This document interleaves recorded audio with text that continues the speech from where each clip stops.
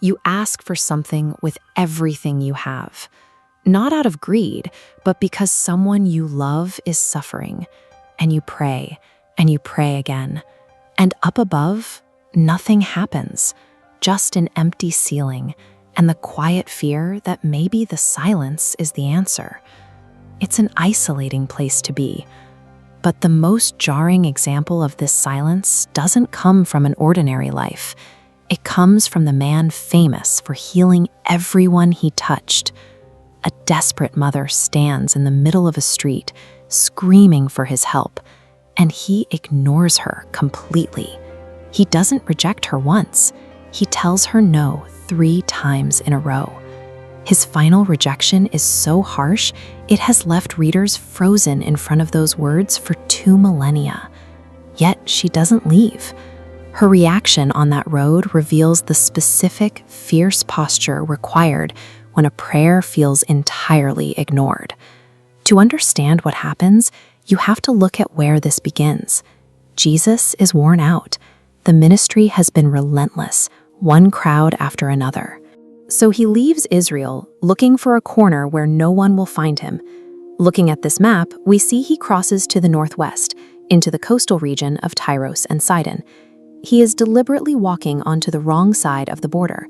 In the memory of a devout Jew, this wasn't neutral ground, it was Canaanite territory. For centuries, these were the ancient enemies Israel was supposed to have driven out of the Promised Land. This specific coast was the epicenter of pagan idol worship. It was the historical home of Jezebel, the queen who nearly destroyed the faith of Israel from the throne. Walking willingly into this land was walking into the exact opposite of the sacred. And from this deeply unclean culture, a mother emerges.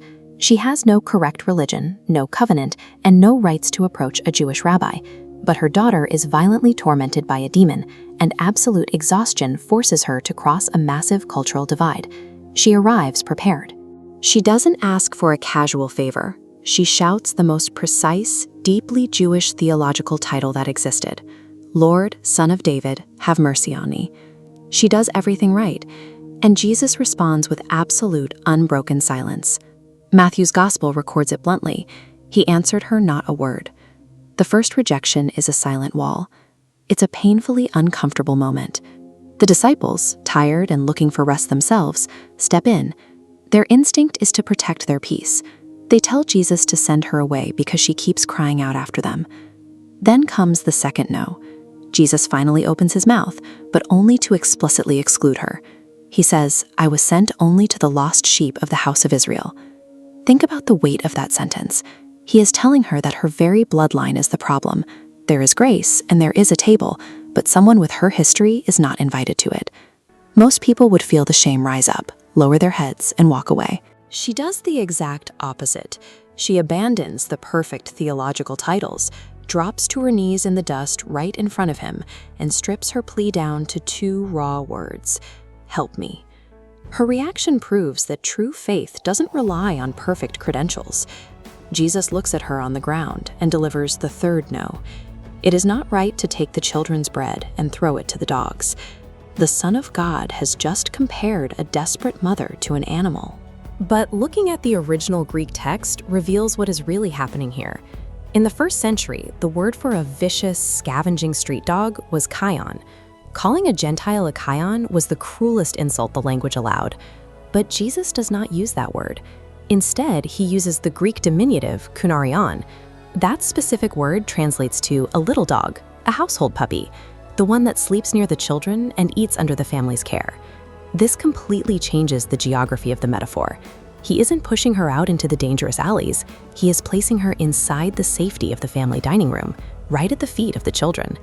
Hidden beneath what sounds like a slammed door is a subtle invitation. He brought her inside the house, waiting to see if she would recognize how close she actually was to the table. She sees it instantly. Her opening move is bold. She doesn't argue, she doesn't get offended, and she doesn't demand her rights. She fully accepts the exact terms of his metaphor. She says, "Yes, Lord," but then she points out the undeniable reality of any house. While the children eat, crumbs naturally fall to the floor, and the puppies under the table eat them. She anchors her response in the structure of his own sentence. When he speaks of a kunarian, a little dog, she answers with a matched diminutive, pisikion, the tiny crumb. She navigates the internal logic of the metaphor he provided. She isn't asking him to steal from the children of Israel. She is arguing that his table is so abundant that even the accidental overflow is enough to save her daughter. Her intelligence and humility created a single, unyielding argument. She took the exact logic meant to keep her out and turned it into the reason she must be included. Jesus concedes completely. He looks at her and delivers one of the rarest compliments in the entire gospel. "Great is your faith. Let it be done for you as you wish." And in that exact instant, the miracle happens. The beauty of it is that her daughter isn't even there. Miles away, totally unaware that a battle was just won for her life, a child is healed because her mother fought for her in the dust. This timeline shows what this mother accomplished. Just before this, Jesus fed 5,000 Jews, the children at the table.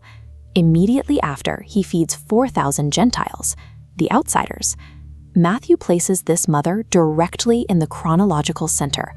With that single exchange, the wall between the children and the outsiders gave way. The bread of salvation was no longer confined to Israel. It had reached the nations. This brings us back to the uncomfortable place we started, the place of the person who has prayed for years, only to hear absolute silence. The lesson here is not that persistent prayer is a contest of endurance. You are not trying to twist the arm of an annoyed judge until he finally gives in. This mother's persistence was rooted in a deep, unshakable conviction.